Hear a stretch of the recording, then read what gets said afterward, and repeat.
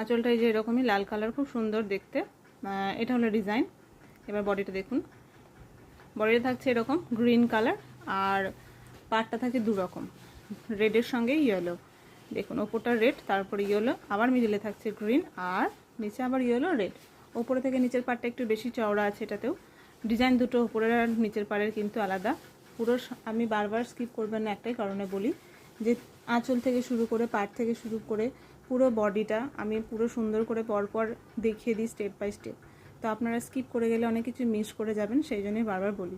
তো কেননা পরে আমাদের পক্ষে সত্যি ছবি দেওয়া সম্ভব হয়ে ওঠে না। তো শাড়িটা ভিডিওটা পুরোটা ভালো করে দেখবেন, স্ক্রিনশট নেবেন এবং স্ক্রিনশট নিয়ে আমাদেরকে হোয়াটসঅ্যাপ করে দেবেন। হ্যাঁ, নেওয়ার প্রসেস অনেকেই জিজ্ঞাসা করেন, তো সেটা বলি। প্রথমে স্ক্রিনশট দেবেন, যদি শাড়িটা অ্যাভেলেবেল থাকে তো আমরা তো বলে দেবো অ্যাভেলেবেল, কোথায় যাবে জানিয়ে